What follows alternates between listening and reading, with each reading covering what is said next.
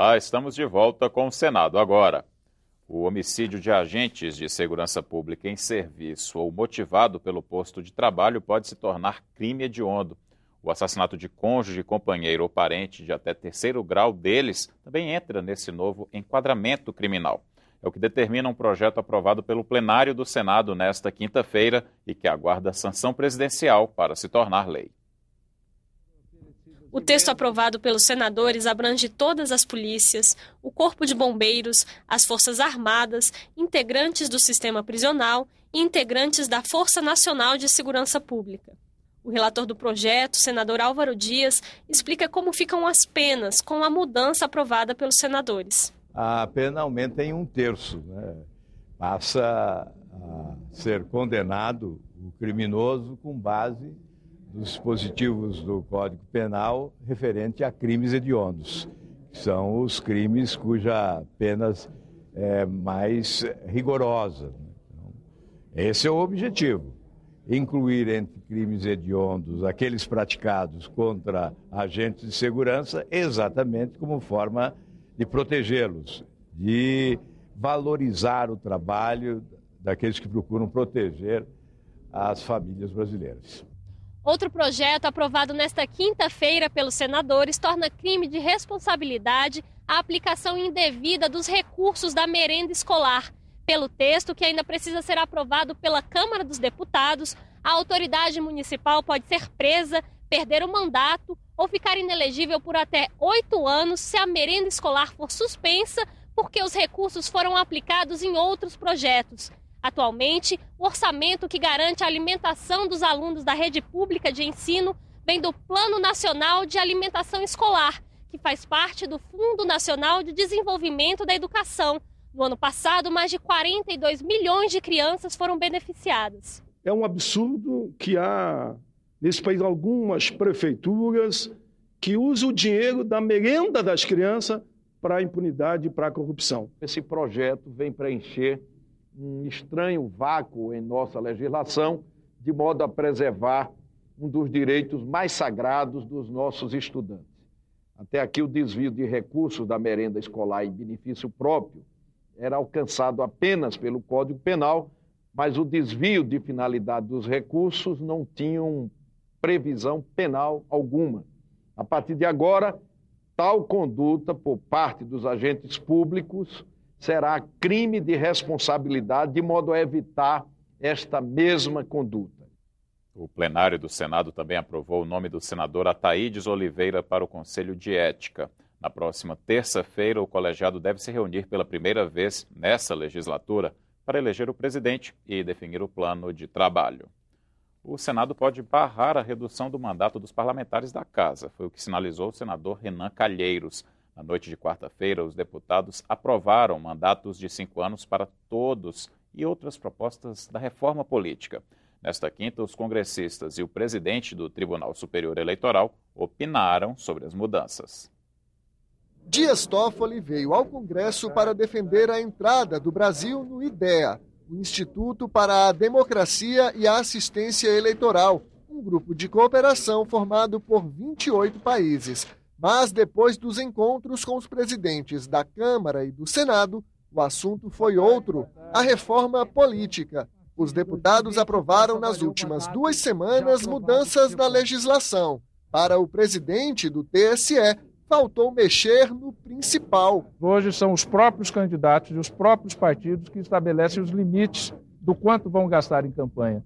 É necessário que se haja um limite legal para que se tenha, então, um maior controle. A reforma aprovada pela Câmara mantém o voto obrigatório, acaba com a reeleição no Poder Executivo, dificulta o acesso de siglas nanicas ao fundo partidário e permite a doação de empresas às legendas. Para o líder do PSOL, as mudanças são tímidas, muitas delas feitas às pressas. Tudo resolvido ali, às vezes em cima da perna, é perigoso. Olha, eu nunca gostei tanto de ter o Senado como casa revisora, das ligeirezas que a gente possa aprovar aqui. E uma dessas ligeirezas pode estar com os dias contados no Senado. A Câmara fixou em 5 anos os mandatos de todos os políticos.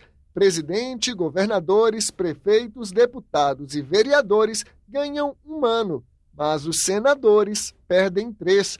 O presidente Renan Calheiros não gostou da ideia e fala em conflito. É a expressão de uma decisão que foi tomada pela Câmara dos Deputados, mas evidentemente que conflita com o Senado em função da tradição constitucional que estabeleceu sempre o mandato de 8 anos. O líder do Democratas até concorda com a mudança, mas com uma condição. Transformaram a reeleição numa ferramenta de alavancar a campanha de quem está no mandato. Então, se mantivermos a reeleição, mantém-se como está hoje os 4 anos para deputados e também governadores e 8 anos para os senadores. Se amanhã tivermos a queda da reeleição, certo, que vou trabalhar com esse objetivo, concordo nos 5 anos de uma maneira ampla e genérica. Para o senador Aloysio Nunes, a reforma dos deputados não atende os anseios da população.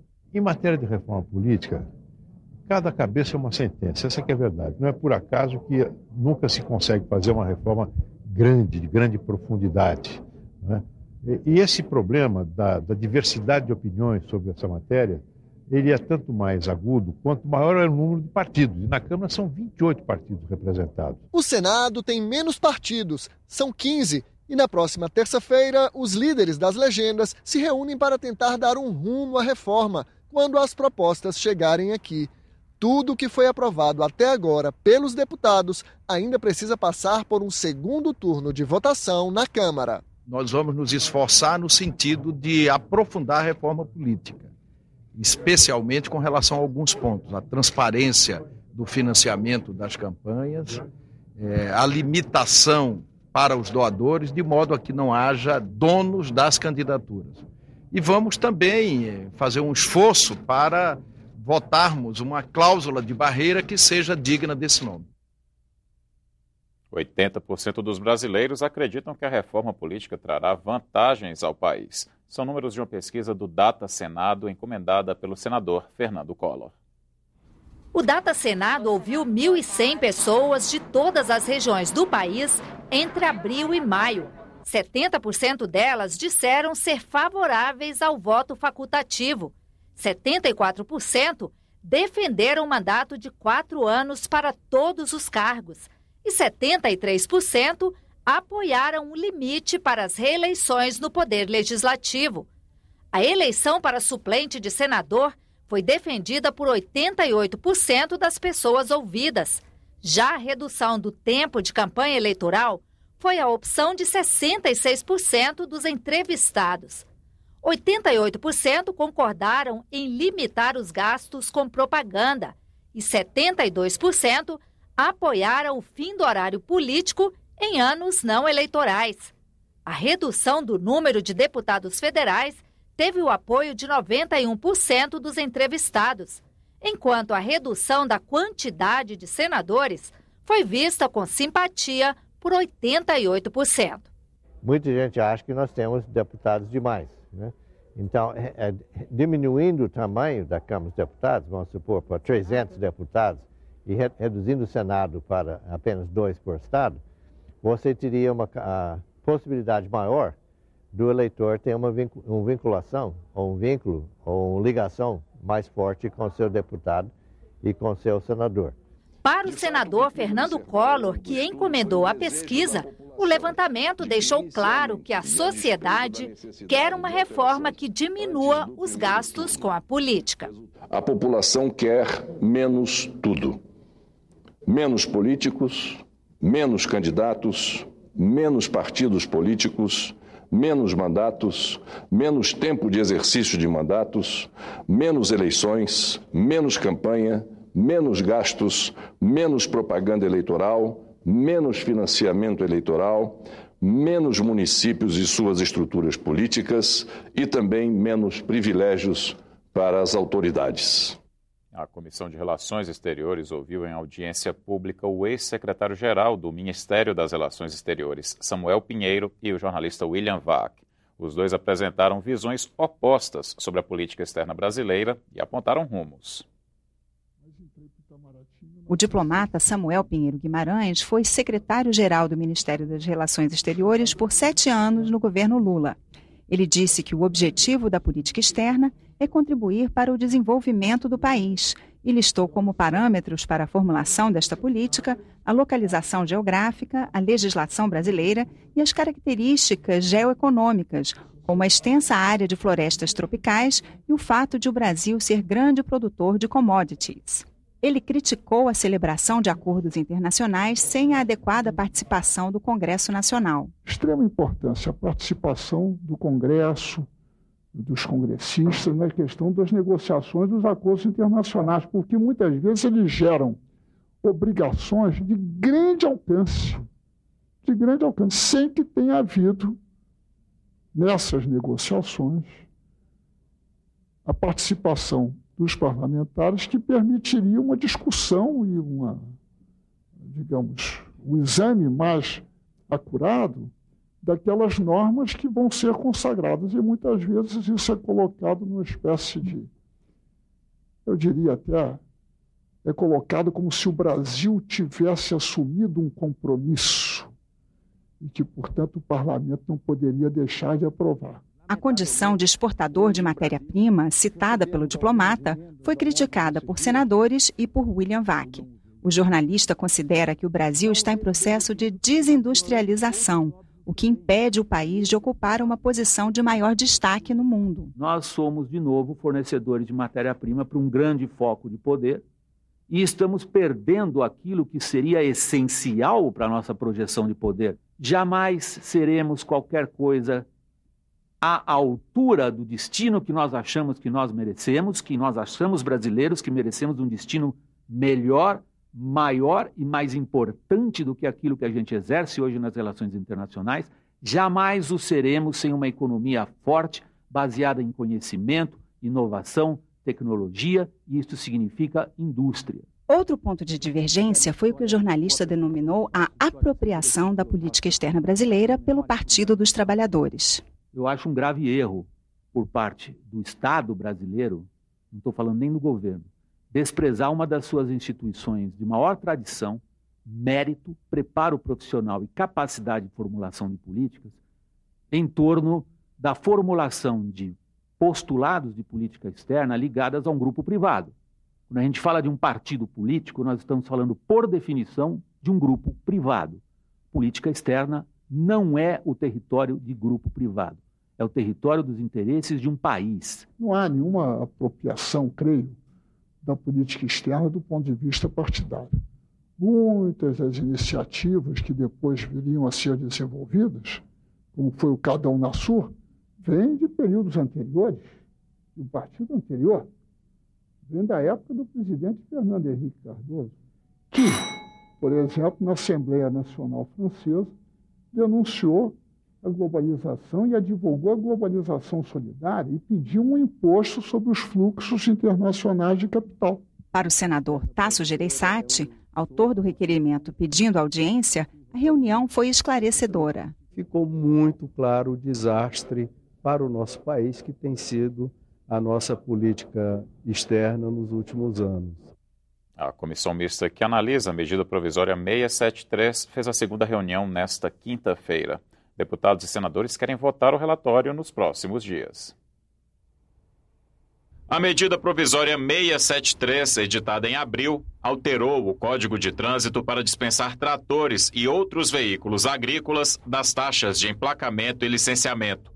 Parlamentares sugeriram deixar o texto mais claro sobre as diferenças entre o maquinário usado na construção civil e na agricultura. A leitura do relatório será feita na próxima terça-feira. A expectativa do presidente da comissão é de que o texto seja aprovado. Nós acreditamos que sim, ela deve ser aprovada, que é uma medida provisória importante para a agricultura, mas nós temos que deixar bem amarrado essa questão da não tributação. O senador Luiz Henrique, falecido há um mês, foi homenageado em uma sessão especial no plenário do Senado. Além de parlamentares, ministros, amigos e familiares, como a mulher Ivete Silveira, participaram da homenagem. Um vídeo produzido pela TV Senado relembrou a trajetória do senador. A batalha para aprovar um código florestal equilibrado. A legislação ambiental brasileira é a mais avançada do mundo. e a defesa constante de um novo pacto federativo. Quanto mais perto tiver o governante do governado, mais democrática, mais transparente e mais eficaz é a gestão. Na tribuna, senadores se revezaram para lembrar o político, o cidadão, o amigo. Luiz Henrique foi um grande lutador pela democracia. Tinha a firmeza de suas convicções e, ao mesmo tempo, uma enorme capacidade de encontrar convergências para abrir o caminho das soluções, eu não diria apenas possíveis, mas das soluções necessárias. Era um homem que a gente tem que se inspirar. Um intelectual de mão cheia. Uma pessoa de uma cultura admirável. Um grande leitor, um grande observador do passado, do seu tempo e também do futuro. Quem conviveu com ele aprendeu. Luiz Henrique lutou por toda a vida, sem jamais abrir mão de valores como a retidão de caráter, o profundo espírito público que lhe era peculiar e também a imensa capacidade de dialogar. Só quem lutou como eu luto há 45 anos, eu sei o que é a política. Aliás, hoje até me ocorreu uma imagem. A política é como a rosa. Oi, Chico. É cheia de beleza por cima e cheia de espinhos por baixo. O Senado agora volta a qualquer momento com outras notícias. Encerramos esta edição com imagens da sessão especial em homenagem ao senador Luiz Henrique. Até a próxima.